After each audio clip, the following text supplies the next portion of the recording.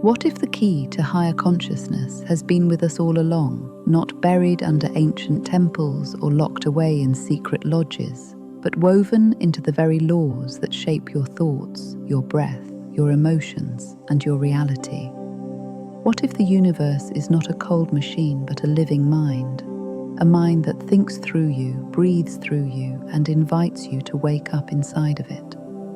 Tonight, we begin a long journey, a journey into Hermetic wisdom, the ancient teachings of Hermes Trismegistus, the thrice great master.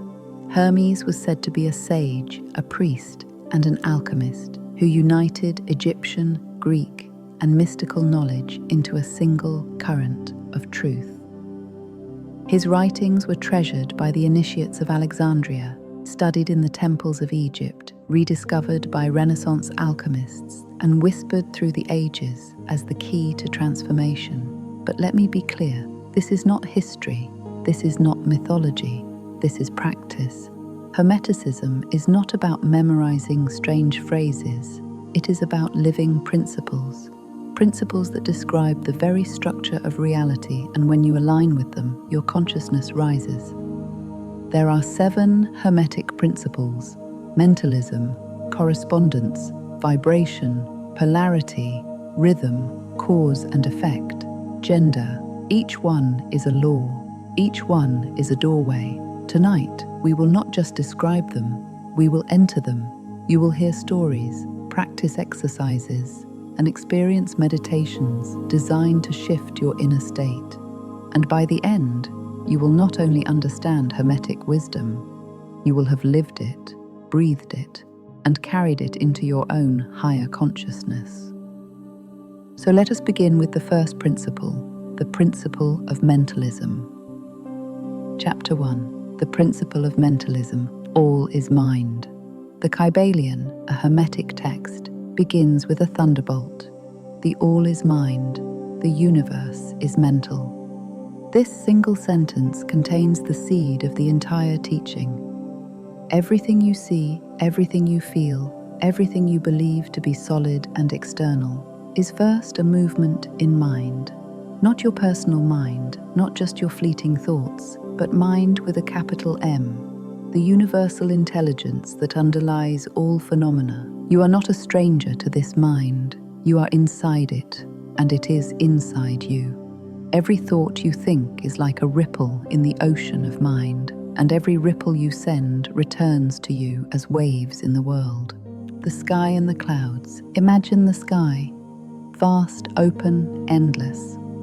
Now imagine the clouds drifting across it. Some are dark and heavy, some are light and glowing. The sky is never harmed by the clouds. It holds them all. Your awareness is the sky. Your thoughts, your emotions, your sensations are clouds. They appear, they change, they dissolve. But the sky remains. The principle of mentalism teaches you to remember that you are the sky, not the clouds. You are the awareness, not the noise. And when you sit in the throne of awareness, you begin to shape your reality consciously. Exercise the empty throne. Close your eyes. Imagine that in the center of your head, just behind your forehead, there is a throne. It is empty. Thoughts are visitors. They speak, they argue, they whisper, but none of them sit on the throne. Now bring your breath into 4 equal parts. Inhale for 4 counts. Hold for 4 counts. Exhale for 4 counts. Hold again for 4 counts. Continue. With each breath, the throne grows larger. With each breath, the noise becomes more distant. You do not push thoughts away. You simply let them pass while you rest on the empty throne. Stay here for a few minutes. Feel the difference between the passing guests and the silent seat. When you open your eyes, notice how your body feels calmer, your thoughts slower, your perception wider. This is mentalism in practice. Story. The 2 painters. A story is told of 2 painters. The first painter hated his canvas. Each day he complained, "This canvas resists me. The brush is stiff, the paint dries too fast." He fought the canvas, and his work was full of anger. The second painter smiled at his canvas. "This canvas is my mirror," he said. "If I wish it to change, I must change my hand, my color, my intention." He painted with peace, and his work was alive with beauty. The canvas is your world. The brush is your thought. What you place in mind appears in matter. This is the principle of mentalism, deepening the practice. It is not enough to say, "All is mind." You must live it. Begin small. When you wake up, instead of reaching for your phone, sit for 1 minute, breathe. Place one clear thought in your mind. Today I radiate clarity, or today I radiate kindness, or today I radiate courage. Carry this as your lamp. Each time the day challenges you, return to the lamp. Ask, what am I radiating now? What lamp do I carry? At night, review the day.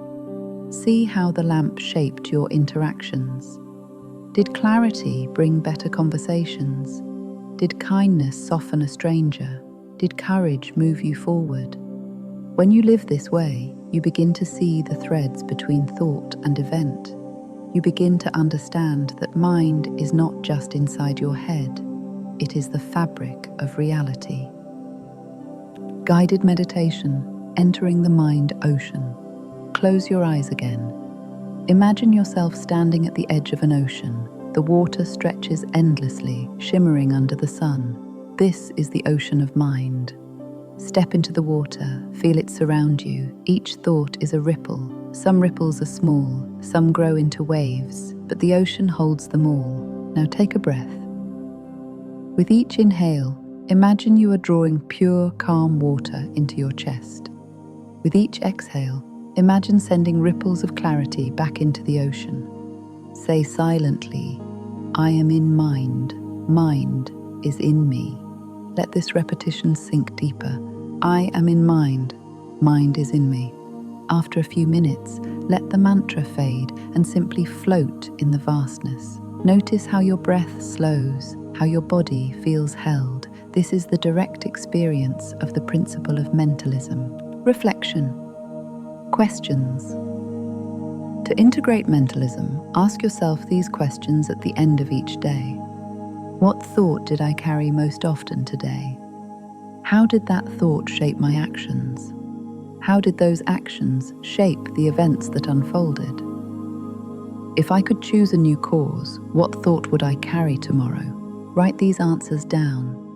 Over time, you will see the correspondence between inner state and outer world with clarity. Expanding into daily life. Mentalism is not only for meditation cushions.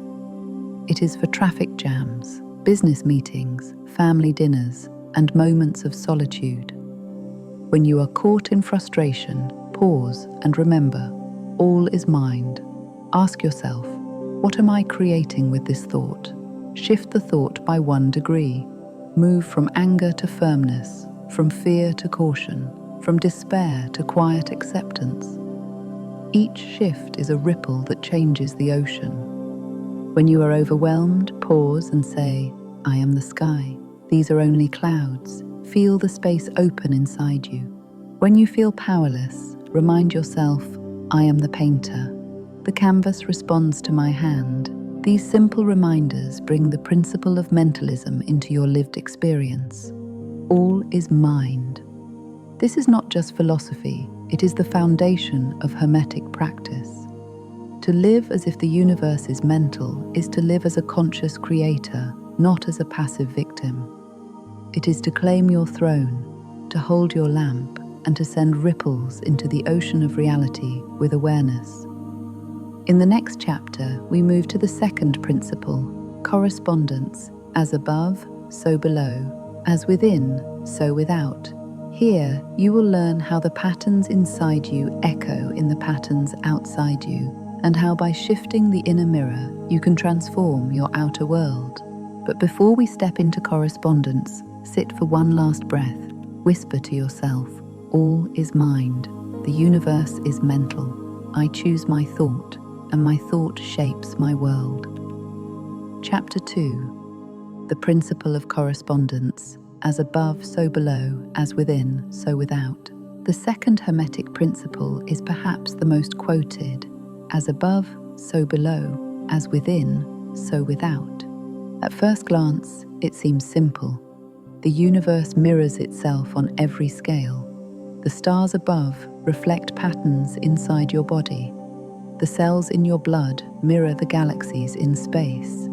Your thoughts mirror your circumstances. Your inner state echoes outward into the events of your life. But correspondence is more than a poetic phrase. It is a map, a way of seeing hidden connections, a way of navigating the labyrinth of existence by recognizing patterns that repeat from the smallest to the largest. When you understand correspondence, the world stops looking random. Every experience becomes a mirror. Every situation becomes a teacher. The Hall of Mirrors. Imagine standing in a hall of mirrors. Each mirror reflects your image from a different angle. Some make you look taller, some make you look smaller. Some exaggerate your face into a mask, but all are you. Life is a hall of mirrors. Each person you meet, each event you encounter, reflects something of your inner landscape. Not to blame you, not to shame you, but to reveal you. If someone provokes anger in you, they are reflecting your relationship with power. If someone inspires you, they are reflecting a hidden potential you already carry. If you experience silence from the world, it reflects silence you hold within yourself. The mirrors are not punishments, they are opportunities. The Hermetic practitioner learns to read the mirrors and adjust the source.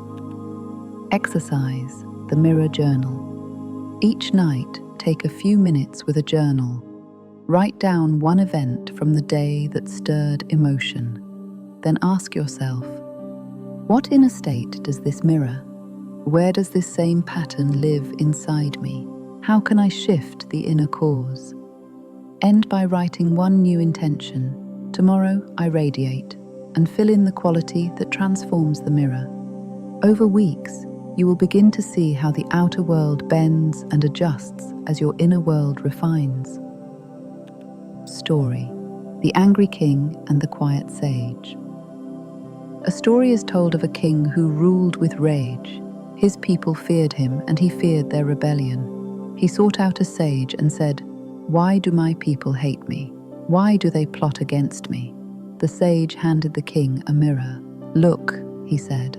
The king saw his own face twisted in anger. "Your people are your reflection," said the sage. "Their fear is your fear.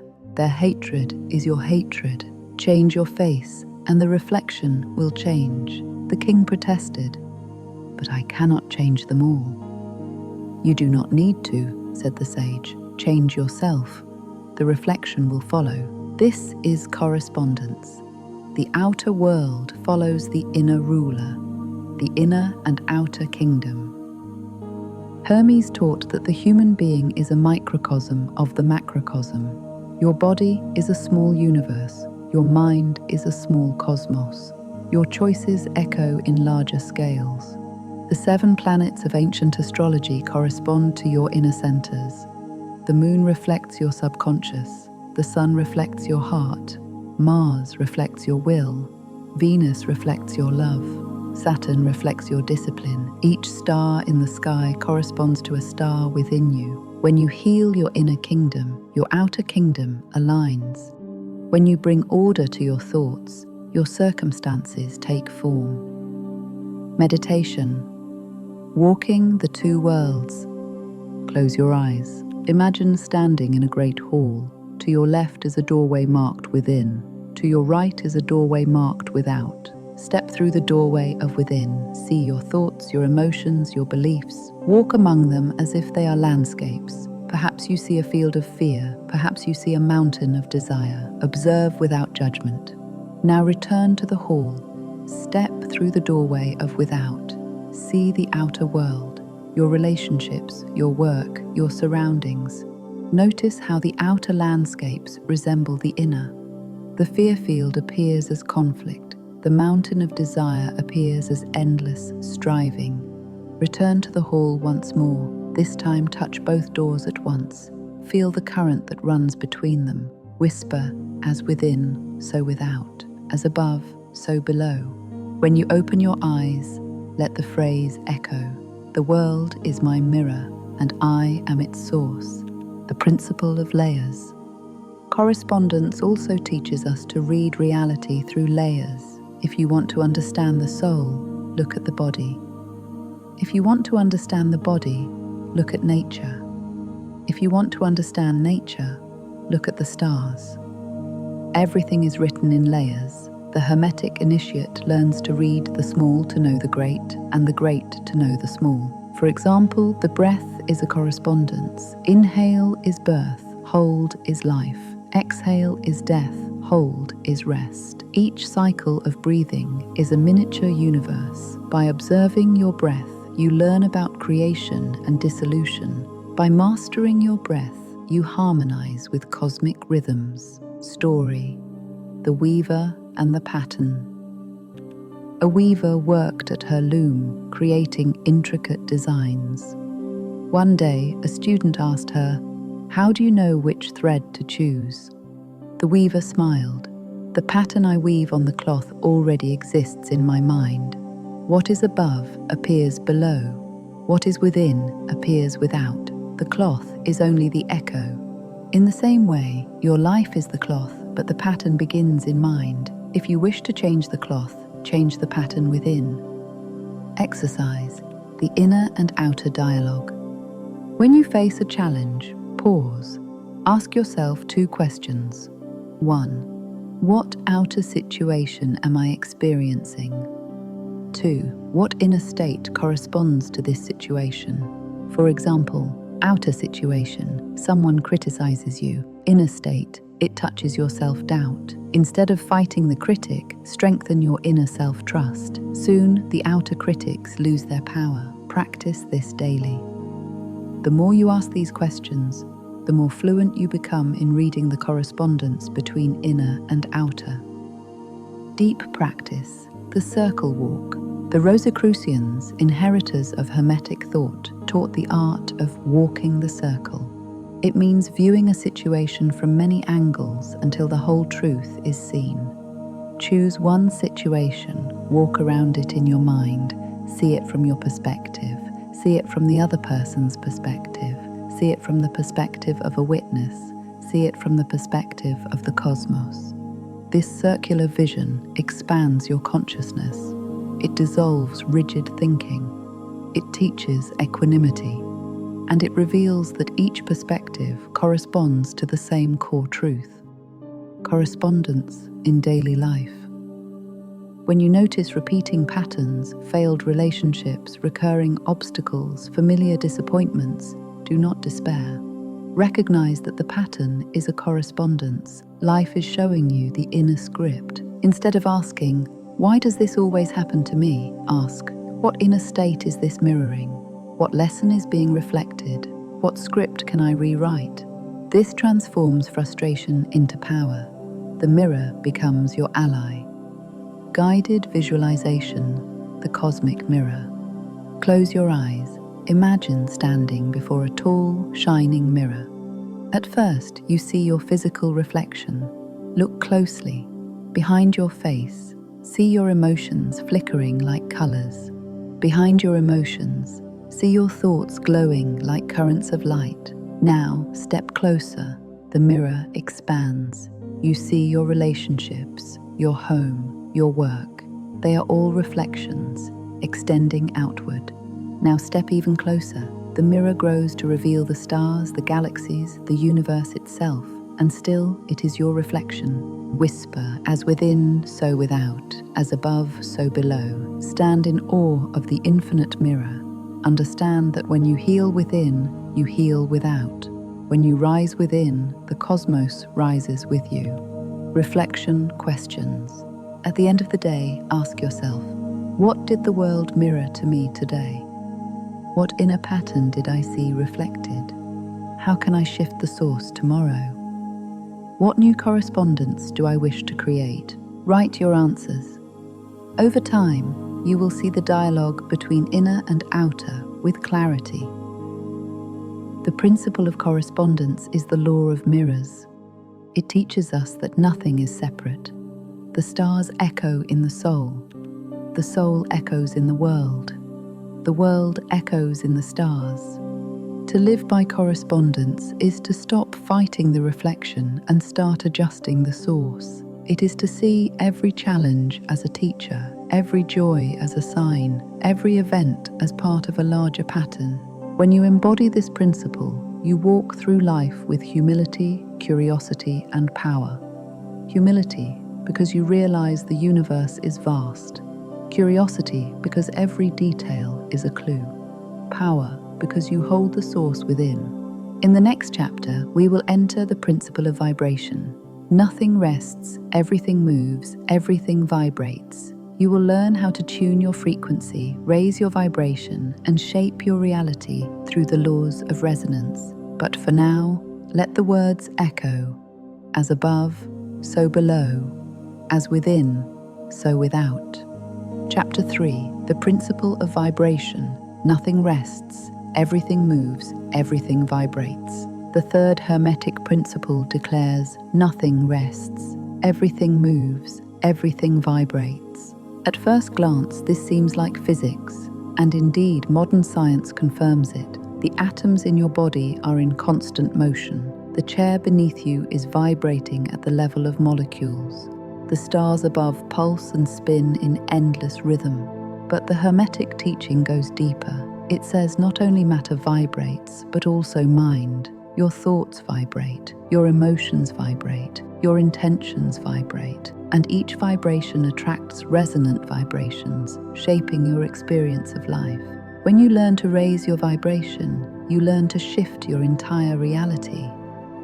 The instrument of being. Think of yourself as an instrument, like a harp or a violin. Every string is a part of your being, your body, your emotions, your mind, your spirit. When one string is out of tune, the whole instrument sounds discordant. When all are tuned, the sound becomes music. Your vibration is the music you radiate into the world. People feel it when you walk into a room. Animals feel it. Even events bend toward it. If you carry fear, the strings of your being vibrate in fear, and the world echoes with fearful encounters. If you carry peace, the strings vibrate in harmony, and the world mirrors peace. The Hermetic path is the art of tuning your instrument until your vibration aligns with higher consciousness. Exercise, the tuning fork. Sit quietly. Place one hand on your heart, the other on your belly. Imagine that within you is a golden tuning fork. It is struck once, and its vibration fills your whole being. What quality does it carry? Calmness, courage, compassion? Choose one. As you inhale, imagine the vibration spreading from belly to chest. As you exhale, imagine it rising from chest to brow. Continue for several minutes until you feel the resonance filling you. Now imagine stepping into your day with this vibration. Every word you speak carries it. Every glance, every gesture, every thought. You become a living tuning fork, radiating harmony. Story, the two villages. There is a story of two villages. In the first, people were constantly angry. They shouted at each other in the streets. Their crops failed. Their children fought. Their lives were filled with noise. In the second village, people practiced calmness. They greeted each other with kindness. They sang together in the evenings. Their crops flourished. Their children grew strong. A traveler asked, "Why is there such a difference?" The elder replied, "Because vibration multiplies. One angry voice awakens another. One kind voice awakens another." The first village chose anger. The second chose peace. And the vibration became their reality. Meditation. Rose gold breath. Close your eyes. Place your left hand over your heart, your right hand over your belly. Inhale slowly, imagining you are drawing rose gold light up from your belly into your chest. Hold gently, feeling warmth in the heart. Exhale slowly, imagining the light rising from your chest to the space between your eyebrows. Repeat. Inhale, belly to heart. exhale, heart to brow. After a few minutes, notice the shift. Your chest feels lighter, your mind feels clearer, your whole body hums with a gentle vibration. This is the practice of raising your frequency, subtle at first but profound over time. The law of resonance. Vibration attracts vibration. A low note resonates with another low note. A high note resonates with another high note. If you carry despair, you attract situations that echo despair. If you carry gratitude, you attract situations that echo gratitude. This is why spiritual traditions emphasize prayer, mantra, chanting, and song. The spoken word vibrates. The sung word vibrates even more powerfully. The mind, filled with sacred phrases, begins to hum with higher frequency. Every day, you are sending out a signal. Every day, you are tuning your instrument. Exercise. The daily scale. Each morning, ask yourself, what is my vibration right now? If it feels low, heavy, sluggish, fearful, do not despair. Simply ask, what is one step higher? Play with vibration like notes on a scale. Move from sadness to acceptance, from acceptance to calm, from calm to gratitude, from gratitude to joy. You do not leap from the lowest note to the highest. You climb the scale, step by step.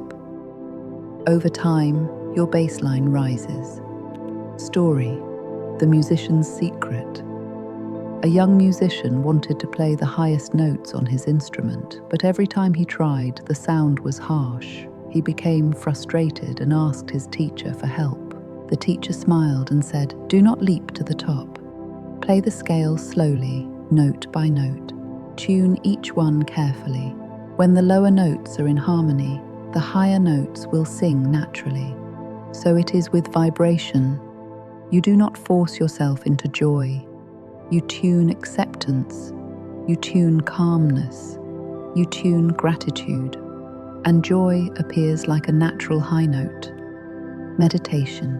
The hum of creation.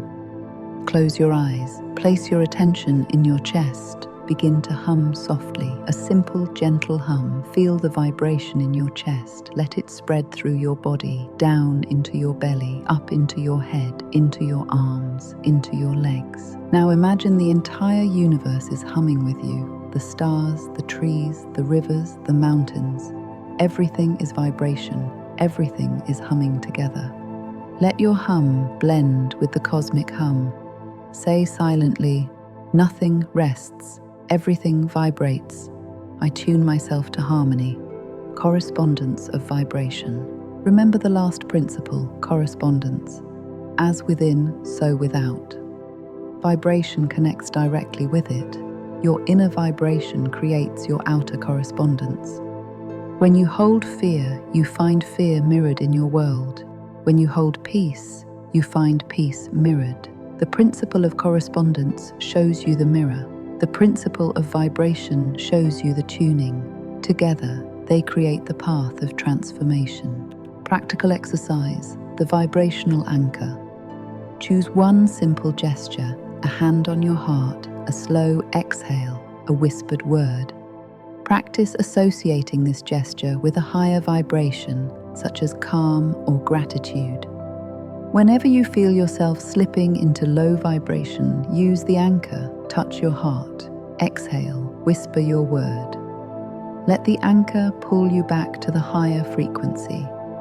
Over time, this anchor becomes automatic. The body remembers the vibration. The mind follows. Story: the Garden of Tones. A gardener tended 2 gardens.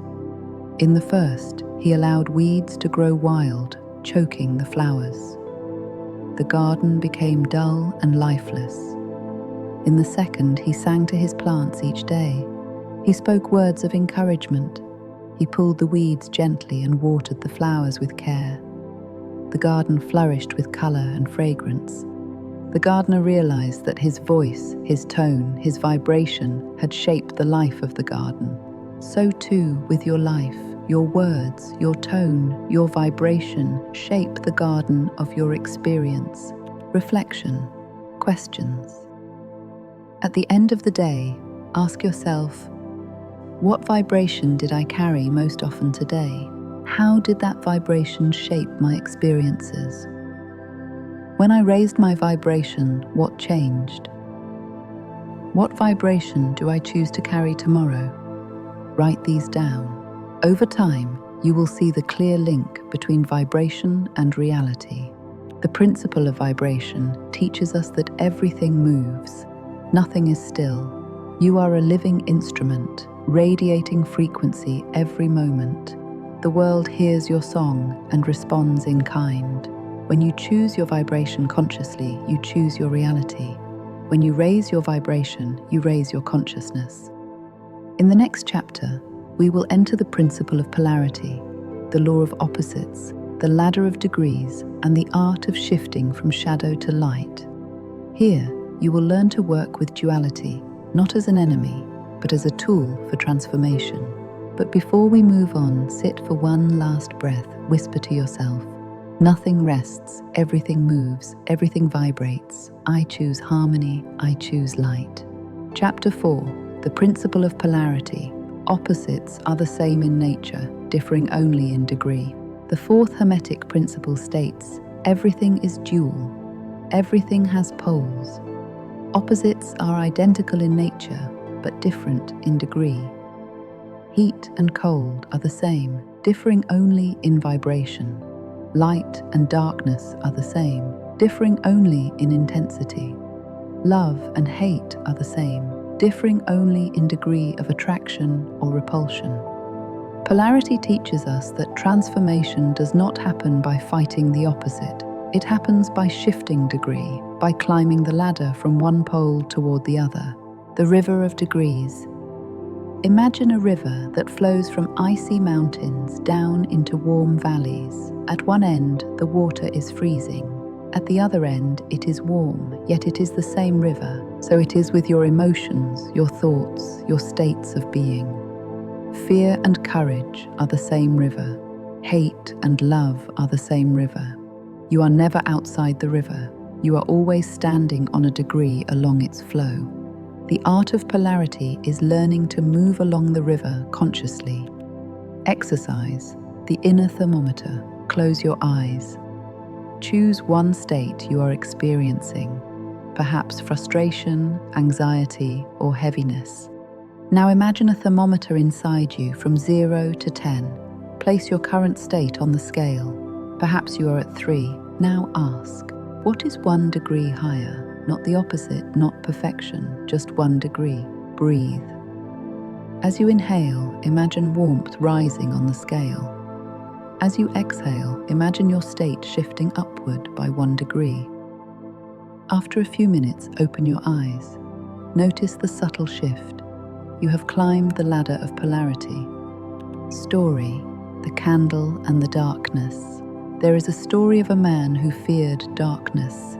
He cursed the night, he shouted at the shadows, he fought them with anger. But the darkness only grew thicker. One evening, an elder handed him a candle. "Light this," she said. He did, and the darkness fled without resistance.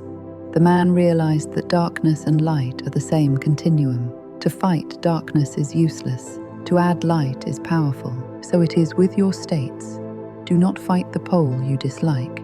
Add light, add warmth, add love, shift degree. Meditation, the ladder of degree. Sit comfortably. Inhale slowly. Visualize a ladder before you, stretching upward. At the bottom is the state you wish to leave, fear, anger, despair. At the top is the state you wish to embody, courage, peace, joy. Do not leap. Place your foot on the first rung.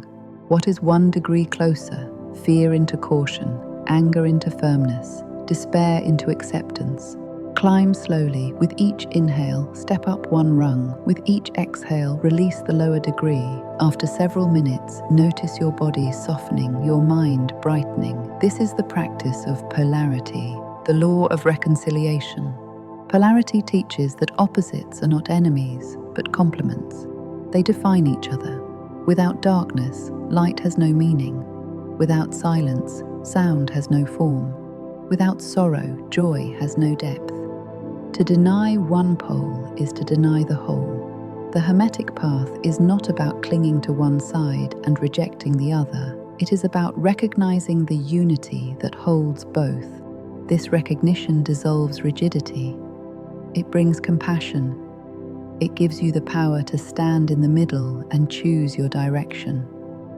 Story: The Warrior and the Monk. A warrior once asked a monk, "Should I destroy my anger? It makes me violent." The monk replied, "Do not destroy it, transmute it. Anger is energy. At its low degree, it harms. At its higher degree, it becomes courage, protection, justice. Raise it, and you raise yourself." The warrior understood. He stopped fighting his anger. He began refining it. Over time, he became a protector, not a destroyer. This is polarity in action. The shadow becomes strength when lifted by degree. Exercise: the shadow ladder. Write down one quality you dislike in yourself. For example, jealousy. Now ask, what is the higher degree of this quality? Jealousy, at its lowest, is fear of loss. At a higher degree, it is admiration, a recognition of value. At an even higher degree, it becomes inspiration. Each time the shadow appears, climb the ladder. Move jealousy into admiration. Move admiration into inspiration. Soon, the shadow transforms into light. Meditation, balancing the poles. Close your eyes. Imagine a scale before you with two bowls hanging. On one side, place a word, love. On the other, place its opposite, hate. See both bowls hanging equal in weight. Now imagine a golden light descending into the center of the scale, balancing both sides. Whisper, both are one. I stand in the center. I choose the degree I walk. Feel the calm of balance. Feel the freedom of choice, the power of language. Even our words reveal polarity, hot and cold, high and low, light and heavy. Practice shifting your language by degree. Instead of saying, "I hate this," say, "I resist this." Instead of, "I am terrified," say, "I feel nervous." The words you choose set the degree, and the degree sets your vibration. Language is a ladder. Choose words that lift you. Story: the garden of opposites. A gardener tended two plants side by side. One was thorny, one was fragrant. Visitors asked, "Why do you grow both? One hurts, the other heals." The gardener smiled. "The thorn teaches me care. The rose teaches me joy. Together they make the garden complete. So too with life. Opposites grow together. The wise do not tear one out. They tend both and choose which to offer." Reflection, questions. At the end of the day, ask yourself, what polarity did I experience most strongly today? What degree was I living at? Did I attempt to fight the pole or to shift the degree? What is one degree higher I can choose tomorrow? Write your answers. See how the ladder of polarity becomes your daily teacher. The principle of polarity teaches us that opposites are not enemies. They are two ends of the same river. Transformation is not about leaping from one end to the other. It is about walking the river, climbing the ladder, shifting degree. When you master polarity, you stop being enslaved by extremes. You learn to stand in the middle, to reconcile opposites, to choose your direction. You learn to see the hidden unity that holds them all. In the next chapter, we will enter the principle of rhythm, the law of tides, the swing of the pendulum, the rise and fall of energy. Here, you will learn to ride the waves of life with grace instead of being thrown by them. But before we move on, take one breath. Whisper to yourself, opposites are one. I climb the ladder, I choose my degree. Chapter 5, the principle of rhythm. Everything flows, tides rise and fall. The fifth Hermetic principle teaches, everything flows, out and in. Everything has its tides. all things rise and fall. The pendulum swing manifests in everything. This is the law of rhythm, the recognition that life is movement, not stasis, expansion and contraction, growth and rest, joy and sorrow, effort and ease. Rhythm is everywhere. The inhale and the exhale, the beating of the heart, the waxing and waning of the moon, the turning of the seasons, the rising and falling of civilizations. To resist rhythm is to suffer. To align with rhythm is to find grace. The pendulum of life. Imagine a pendulum swinging left and right. The farther it swings one way, the farther it will swing the other. If you experience great joy, you may also face deep sorrow. If you exert great energy, you will need deep rest. The untrained person is thrown by the pendulum. When it swings high, they soar in excitement. When it swings low, they sink in despair. Their life becomes a roller coaster. The Hermetic practitioner learns to watch the pendulum without being enslaved by it. They learn to ride the swing, to anticipate the rhythm, to remain centered even as life flows. Story: The Fisherman and the Tide. A fisherman once struggled with the sea. Some days the tide was high and his boat was lifted. Other days the tide was low and he was stranded. He cursed the ocean for its inconsistency. An elder told him, "The ocean is not your enemy. Learn its tides. Fish when the tide is high. Mend your nets when the tide is low." The fisherman listened. Soon he prospered. So it is with life.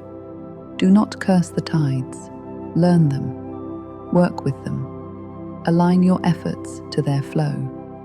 Exercise, rhythm surfing. Pause. Ask yourself, where is the tide of my energy right now? If the tide is low, simplify, rest, tend to small tasks, nourish yourself. If the tide is high, create, act, initiate. Say to yourself, I ride the swing, I do not get flung. This practice turns rhythm from an enemy into an ally, the rhythm of emotion. Emotions have tides. You may wake up joyful, only to sink by midday. You may wake up heavy, only to rise by evening. Do not cling to the high, nor fear the low. Recognize both as movements of the pendulum. When sadness comes, let it teach you depth. When joy comes, let it teach you gratitude. Both are waves in the same ocean. Meditation. The ocean breath. Close your eyes. Place your hands gently on your knees. Inhale slowly, imagining a wave rising toward the shore. Hold for a moment at the crest. Exhale slowly, imagining the wave returning to the sea. Hold for a moment in the stillness before the next wave. Continue this cycle. Inhale, rise, hold, crest. Exhale, return, hold, rest. Say silently, everything flows, I flow with it. Feel yourself becoming the ocean, vast and rhythmic, never static, always alive. Story: The Moon and the Child. A child once cried at the sight of the waning moon. "The moon is dying," she said. Her grandmother smiled. "No, child, the moon is resting. Soon it will return full again. Life is like the moon. It waxes and wanes. Do not despair at the waning. Celebrate the cycle. This is rhythm, to see beyond the moment into the larger flow. The law of compensation. Rhythm also teaches the law of compensation. The swing of the pendulum to one side is matched by its swing to the other. If you experience great challenge, know that equal strength is available within you. If you endure great loss, know that equal capacity for joy remains. The Hermetic practitioner does not fear extremes. They see compensation at work. Exercise, the pendulum journal. At the end of each week, reflect. Where did I experience the high tide? Where did I experience the low tide? How did one compensate for the other? How can I align my actions better with the tide? Over time, you will see patterns. Your own pendulum will reveal its rhythm. Story: The Seasons of the Soul. A seeker once asked a sage, "Why do I sometimes feel close to the divine and other times far away?" The sage replied, "Because the soul has seasons. Spring of growth, summer of joy, autumn of harvest, winter of rest. Do not cling to summer nor fear winter, both are necessary. Trust the cycle. So it is with consciousness. You are not failing when you rest. You are not broken when you feel empty. You are in winter, and winter prepares spring." Meditation, the pendulum of light. Close your eyes. Imagine a pendulum of golden light swinging gently. With each inhale, see it swing to the left, perhaps into joy. With each exhale, see it swing to the right, perhaps into sorrow. Do not resist either swing, watch calmly. With each swing, repeat, "I remain in the center, I ride the swing, I do not get flung." After a few minutes, notice the calm in your chest. You have discovered the still point at the heart of rhythm. Practical wisdom. Planning with rhythm. Use rhythm in your practical life. Plan creative work during your high tides of energy. Schedule rest and reflection during your low tides. Align your routines with the rhythms of the day, the moon, the seasons. In this way, life becomes smoother. You no longer force against the tide. You flow with it. Story, the dancer. A dancer once tried to fight the music. She wanted to move faster when the rhythm slowed, slower when the rhythm quickened. She grew exhausted, frustrated, out of sync. Then she surrendered. She let the rhythm lead her. Her movements became effortless, graceful, alive. Life is music. You are the dancer. Do not fight the rhythm. Dance with it. Reflection. Questions. At the end of each day, ask yourself, where was the pendulum today? Did I resist the tide or ride it? How did the rhythm teach me?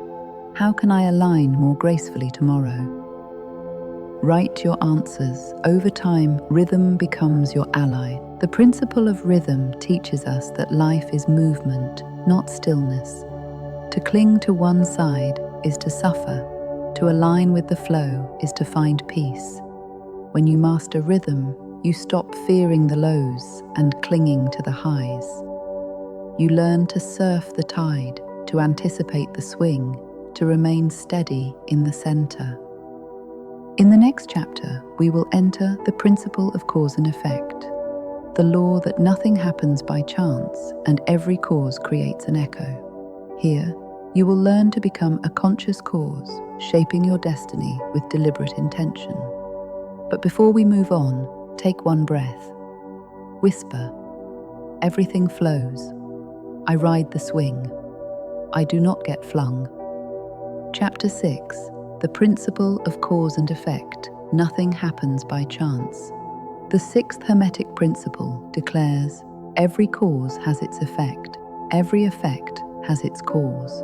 Chance is but a name for a law not yet recognized. This is the law of causality, the recognition that nothing is random. Behind every event is a chain of causes. Behind every choice is a ripple of effects. Life is not chaos, life is law. The untrained person drifts as an effect, tossed by circumstances, reacting to every wave. The Hermetic practitioner becomes a cause, choosing deliberately, planting seeds that shape destiny. The river of causes. Imagine a river flowing down from a mountain. Every rock, every bend, every drop of rain influences the course of the river. So too with your life. Every thought, every word, every action shapes the flow. Most people stand downstream, complaining about the current. They forget that they can walk upstream and redirect the source. Cause and effect invites you to walk upstream, to become the origin, not just the echo. Story, the archer. A young archer asked his master, "Why do my arrows miss the target?" The master replied, "Because you release without awareness. You blame the wind, the bow, the arrow, but the cause is your hand. Control the cause and the effect will follow." The student trained his hand, his breath, his focus. Soon his arrows flew true. So it is with life. The arrow is the effect. Your thoughts and choices are the cause. Train the cause, and the effect will align. Exercise the golden cause. Each morning, choose one quality to radiate as your cause. Clarity, kindness, courage, sincerity. Hold it in your heart for a few breaths. Whisper, "Today I radiate kindness," or "Today I radiate clarity." Carry this lamp into the day. At night, review the echoes. Did kindness soften someone's anger? Did clarity bring a solution? Did courage open a door? Over time, you will see that your chosen cause ripples into countless effects. The myth of chance. We often say, "It was chance, it was luck," but Hermeticism says, chance is just a name for law not yet seen. The coin that lands heads or tails obeys physics. The meeting that feels like coincidence follows unseen threads of timing and vibration. The opportunity that appears out of nowhere is the effect of seeds planted long ago. When you see chance as hidden cause, you stop feeling like a victim. You begin looking for the invisible threads. Meditation. Planting the seed. Close your eyes. Imagine holding a seed in your hand. It glows with light. This seed is your cause, an intention, a quality, a thought. Bury the seed gently in the soil of your heart. Cover it with breath. Water it with attention. Now imagine the seed sprouting, growing roots, sending a stem upward. Over time, it blossoms into a flower, and the flower releases fragrance into the world. Whisper, "Every cause blossoms into effect. I plant wisely, I plant with care." Story, the weaver of threads. In a village, there was a weaver who created beautiful cloth. People asked how she made such intricate designs. She said, "I do not wait for patterns to appear by chance. I set each thread with care. The pattern follows the threads I choose. So it is with life. The pattern is the effect. The threads are the causes. Choose your threads, and the pattern reveals itself." Exercise the cause map. Take one situation in your life, write it down, then trace it backwards. What choices led here? What thoughts? What habits? You may find that a present difficulty began with a small cause long ago, a belief, a decision, a moment of neglect. Now ask, what new cause can I plant today to create a different effect tomorrow? This exercise makes you a conscious weaver of destiny, the power of choice. Cause and effect is not fatalism, it is freedom. If everything were random, your choices would mean nothing. But if every choice is a cause, then every choice matters. Each word is a seed, each gesture is a ripple, each intention is a stone dropped into the pond of reality. This gives dignity to your life. It means you are not powerless. You are a cause. Story, the farmer's seeds. A farmer had 2 fields. In one, he planted wheat. In the other, he let weeds grow. At harvest, he was surprised. The wheat field gave bread. The weed field gave nothing. He complained, "Why has fate cursed me?" His neighbor said, "Fate did not curse you. You planted weeds." The farmer realized his mistake. The next season, he planted wheat in both fields, and his harvest doubled.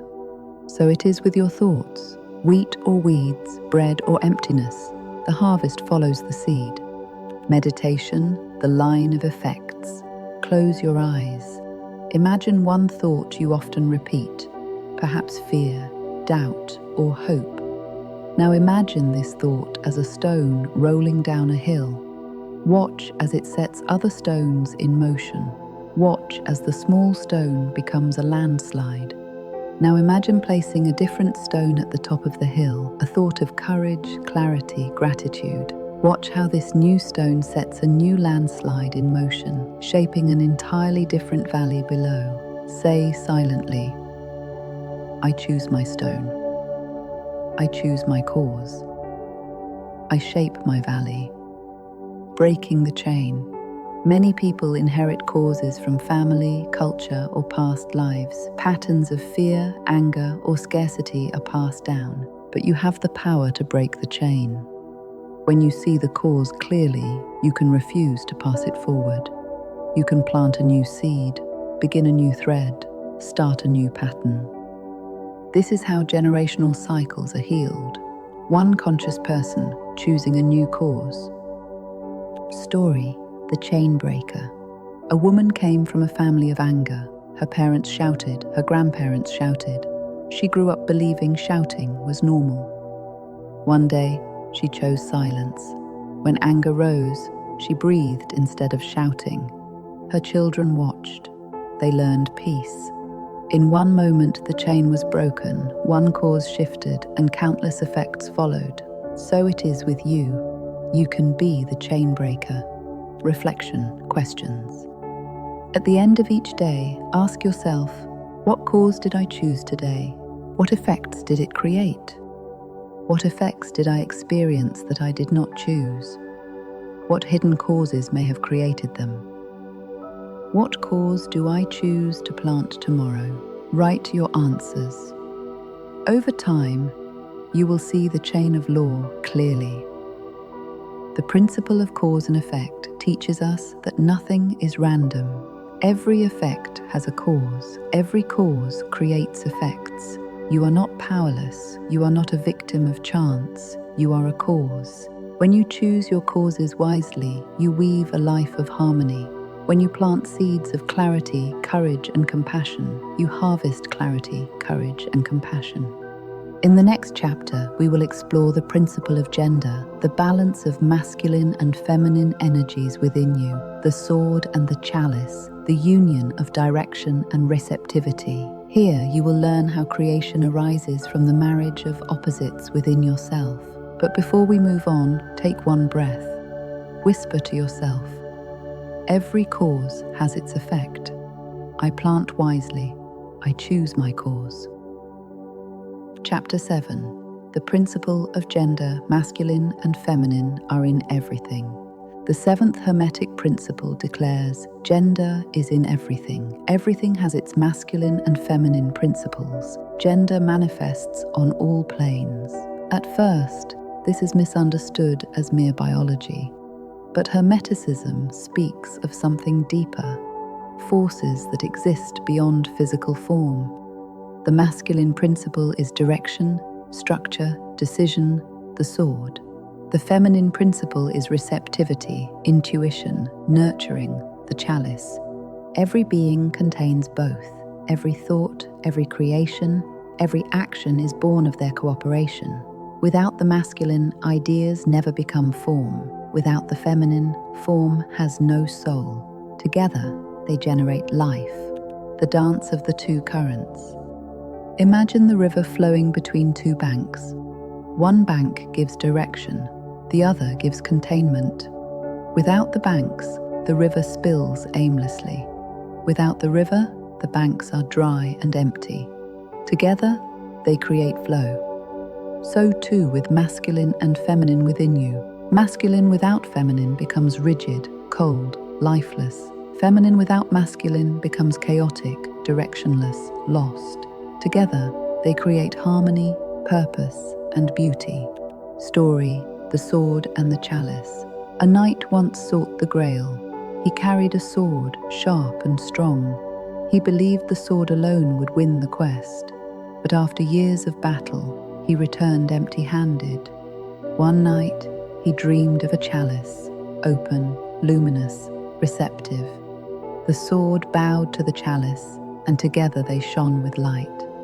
When the knight awoke, he understood. He needed both, the courage of the sword and the receptivity of the chalice. He balanced them within, and soon the Grail appeared. This is the secret of gender. The union of inner opposites births higher consciousness. Exercise: sword and chalice meditation. Sit comfortably. Place your left hand, open and receptive, over your heart. This is the chalice. Place your right hand, firm and grounding, along your thigh. This is the sword.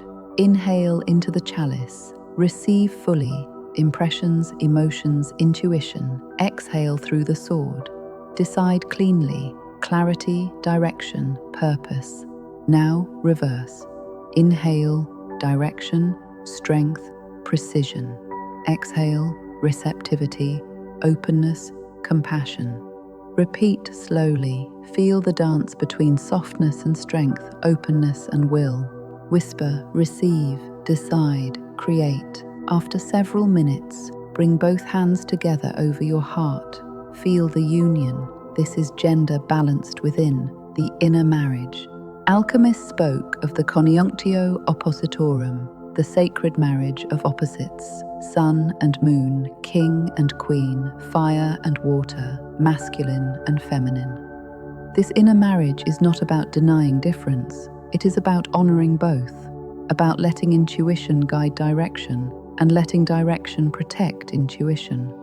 When the inner marriage occurs, you feel whole, no longer divided, no longer torn between extremes. A quiet harmony fills you, and from this harmony, creation flows effortlessly. Story: The Two Wings. A bird once tried to fly with one wing. It flapped furiously, but only spun in circles. Exhausted, it fell. At last, it stretched both wings. With balance, it soared into the sky. So too with you.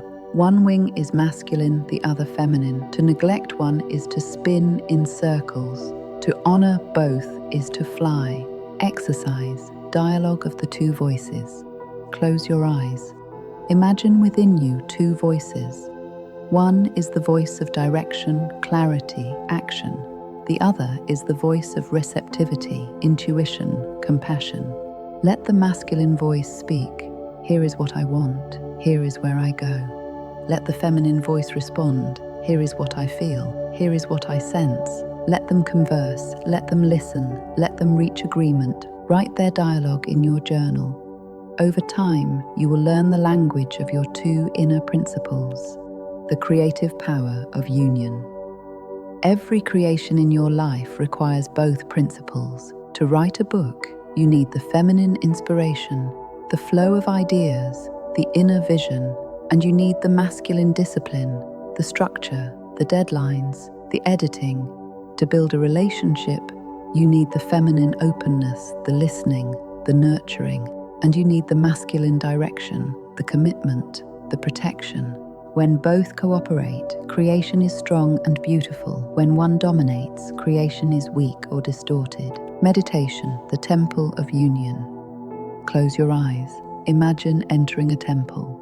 At the center are two thrones, one golden, one silver. On the golden throne sits your inner masculine. On the silver throne sits your inner feminine. Watch them. Do they sit apart? Do they face away? Or do they look at each other? Now imagine light descending from above, uniting them. See them rise together, hand in hand, walking toward you. They stand before you and merge into your heart. Whisper, within me sword and chalice unite. Within me creation is whole. Rest in this union. Feel the peace of inner marriage. Story: The Painter's Colors. A painter once used only red. His paintings were bold, fiery, but harsh. Another painter used only blue. Her paintings were calm, deep, but lifeless.